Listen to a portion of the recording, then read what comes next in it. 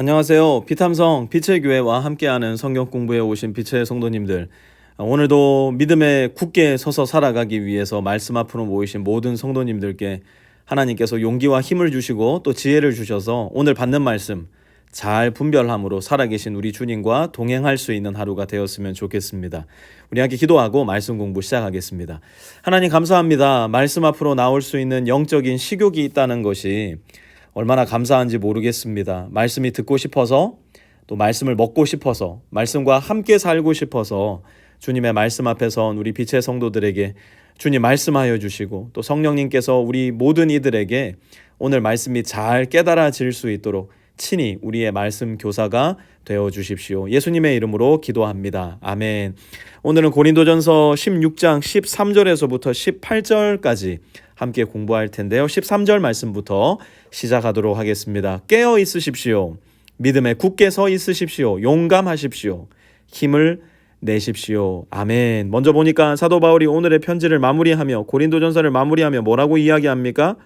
깨어 있으십시오라고 이야기를 합니다. 깨어 있으십시오. 여러분, 깨어 있는 사람은 무엇을 합니까? 먼저 깨어 있는 사람은 가만히 있지 않고 행동을 합니다. 그리고 눈으로 보고 귀로 듣고 코로 냄새 맡으며 만져보고 분별합니다. 그리고 나서 그 모든 것에 결정을 내리게 됩니다. 어떤 행동을 하고 어떤 분별을 하고 어떤 결정을 할까요? 깨어 있을 때는 옳은 행동을 하게 되고 바른 분별을 하게 되며 가장 좋은 결정을 내리게 됩니다. 그러면 한번 생각해 봅시다.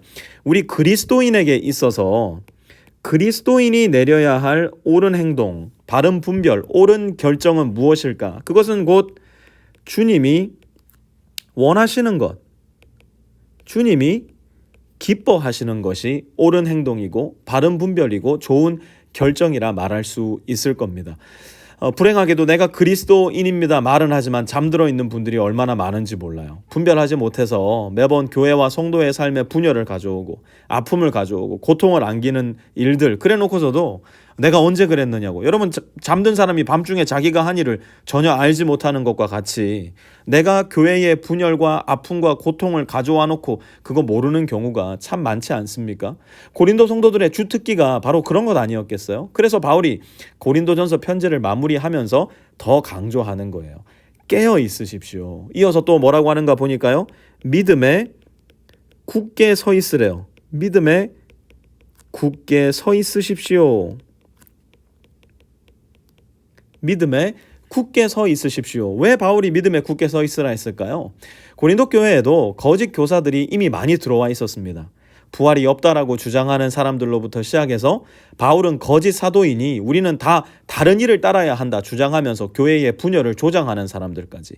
바울은 이 모든 것들이 바로 이 믿음, 곧 하나님의 말씀에 근거한 믿음에 바로 서지 못할 때 일어나는 일이라고 말하고 있는 거예요.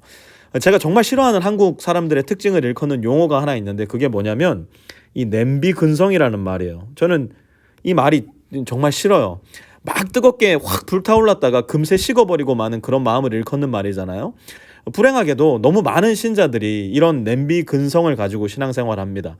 뭐 어디 유명한 집회 부흥회 한번 갔다가 마음이 막 불타올라가지고 두 손 두 발 다 들고 내 인생 주님께 드리겠다고, 어디 가가지고 신비한 기적 체험 한번 했다가 그 목사 우르르 쫓아다니고, 이건 정말 가련하고 불쌍한 신자들이에요. 믿음에 굳게 서는 사람은 그런데 휘둘리지 않아요. 그런데 쫓아다니지 않아요. 하나님의 말씀이 지금 내 손에 들려 있는데 뭐 하려고 그런데 쫓아다니면서 우르르 몰려다니고 펄펄 끓었다 팍 식었다 할 이유가 도대체 뭐가 있겠습니까? 믿음에 굳게 서는 사람은 그렇게 냄비처럼 뜨겁게 타올랐다가 식어버리는 그런 사람이 아니라 날마다 조금씩 이 하나님의 말씀을 읽고 묵상하며 순종하는 가운데 자라가는 사람이에요. 여러분, 불 중에서도 제일 좋은 불이 이렇게 군불이래요. 군불. 보면은 다 시커먼데 불을 한번 훅 불어보면 빨갛게 달아오르는 불들. 그 안에 얼마나 뜨거운 불이 시뻘겋게 살아있는지 몰라요. 여러분, 고기도 이런 데 구워야 맛있지 이렇게 펄펄 끓는 불에 구워버리면요 고기 다 타버립니다. 우리의 신앙도 그래야 된다는 거예요. 이런 사람들은 또 보니까 세 번째로 용감하십시오. 바울이 이야기합니다. 용감하십시오. 깨어있고 믿음에 굳게 서야 용감해질 수 있다는 겁니다. 깨어 있지도 않고 믿음에 굳게 서 있지 않으면 두려울 수밖에 없어요. 무서울 수밖에 없어요. 믿음의 결단을 내리지 못한다는 이야기입니다. 그리고 마지막으로 보니까 힘을 내십시오. 힘을 내십시오라고 바울이 이야기를 합니다. 그런데 여기서 참 재밌는 게 하나 있어요. 깨어 있으라, 믿음에 굳게 서라, 용감하라. 이건요 다 능동태의 동사입니다. 하나님의 은혜를 힘입어서 우리가 추구하고 노력해야 될 내용이라는 거예요. 그런데 힘을 내십시오. 이건요 수동태입니다. 그리스도인이 얻는 힘은 내가 직접 낼 수 있는 것이 아니라 성령으로부터 받아야 되는 힘이기 때문에 그래요. 우리도 그렇잖아요. 밥 한 끼만 안 먹어도 힘이 안 나서 그냥 막 아이고 나 죽네 그러지 않습니까? 그리스도인의 힘도 마찬가지예요. 우리 힘의 근원 성령님으로부터 늘 새 힘을 공급받아야 살 수 있는 존재가 바로 우리 그리스도인들이라는 겁니다. 14절도 보면요. 모든 일을 사랑으로 하십시오. 깨어 있어서 뭐 하려냐는 거예요. 믿음에 굳게 서서 어떻게 하려냐는 거예요. 용감하고 힘을 내서 뭐 하려고요? 사랑하려고 그러는 거예요. 여러분 주님이 우리에게 요구하시는 것이 무엇이겠습니까? 주님의 관심이 온통 어디에 있을 것 같아요? 우리가 서로 사랑하는 데 있다는 거예요. 그러므로 항상 우리 교회 우리 성도님들 점검하셔야 됩니다. 뭘 점검하냐? 내가 잘 사랑하고 있는가? 내가 최선을 다해 사랑하고 있는가? 그런데 여러분 이거 이전에 물어야 될 게 있어요. 그게 뭐냐? 내가 사랑을 받고 있는가? 내가 사랑을 받고 있는가? 여러분 이 질문 반드시 하셔야 됩니다. 백날 사랑하려고 애써 보세요. 내 힘으로만 사랑하려고 하면요. 사랑하고 나서 막 화가 나요. 아니 왜 나만 이러고 있어? 아니 왜 쟤는 안 해? 사랑하고 나서 마음 가운데 분노가 생기고요. 사랑하고 나서 넘어져 버린다니까요. 왜 그럴까요? 힘을 내기는 내는데 내 힘으로만 하니까 그래요.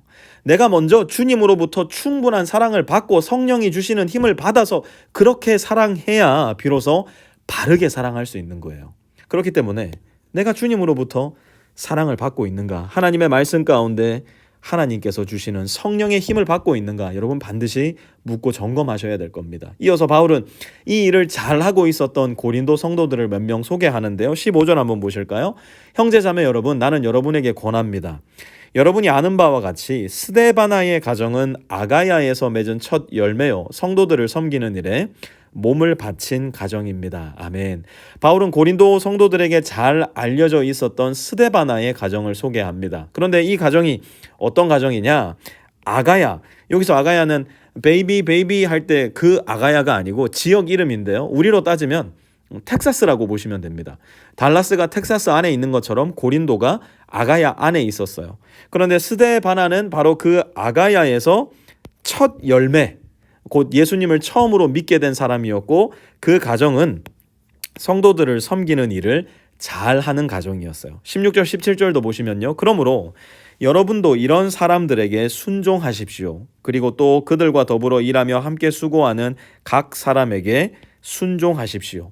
나는 스데바나와 부드나도와 아가이고가 온 것을 기뻐합니다. 그것은 여러분을 만나지 못해서 생긴 아쉬움을 이 사람들이 채워주었기 때문입니다. 아멘. 여러분 제가 목사로서 가장 힘이 나고 감사하고 막 즐거울 때가 언제인 줄 아세요? 우리 성도님들한테서 우리 성도님들의 칭찬 들을 때예요. 신방 가서 이야기 나누다 보면 그런 이야기들이 적지 않게 들립니다. 목사님 어느 형제님 가정이요, 어느 자매님이요, 저희가 지난번 이런 일을 겪었을 때 그렇게 큰 도움을 주셨더랬어요. 그런 이야기 들으면 제 마음에도 얼마나 기쁨과 즐거움이 가득 차는지 몰라요. 무엇입니까? 깨어 있는 거예요. 믿음에 굳게 서 있는 거고요. 용감해서 힘을 내 서로 사랑한 거예요. 그렇게 사랑으로 일하는 이야기를 들을 때 저는 너무너무 기쁘고 감사한 마음이 듭니다. 18절 이어서 보시면요. 이 사람들은 나의 마음과 여러분의 마음에 생기를 불어넣어 주었습니다. 여러분은 이런 사람들을 알아주어야 합니다. 아멘.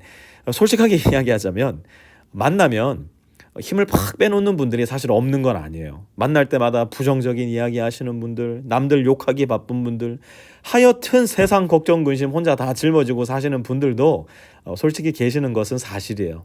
저는 우리 교회가 그런 분들에게도 말씀과 믿음과 용기와 힘과 사랑으로 전염시키는 교회 됐으면 좋겠어요. 깨어있게 만드는 교회, 믿음에 굳게 서게 만드는 교회, 용감하고 힘을 내서 사랑할 수 있도록 이 5개의 당부가 전부 다 전염될 수 있는 교회, 우리 교회 되었으면 좋겠어요. 그래서 서로가 서로에게 생기를 막 불어 넣어줄 수 있는 교회, 서로에게 믿음을 막 넣어주고 용기를 주고 힘을 주고 사랑을 줄 수 있는 교회, 우리 빛의 교회가 오늘 바울이 고린도 교회에 당부했던 것처럼 그런 교회 될 수 있기를 우리 구주 예수 그리스도의 이름으로 부탁드립니다. 하나님 아버지 감사합니다. 우리 빛의 교회 모든 성도들 늘 깨어 있어서 말씀 위에 발을 굳게 딛고 용감하게 서로를 사랑하는 일에 충성할 수 있게 도와주십시오. 서로에게 생기를 불어넣어주고 서로를 칭찬하고 높여주며 그렇게 서로를 세워 건강한 교회, 건강한 성도 될 수 있도록 하나님 은혜 베풀어 주십시오. 예수님의 이름으로 기도합니다. 아멘.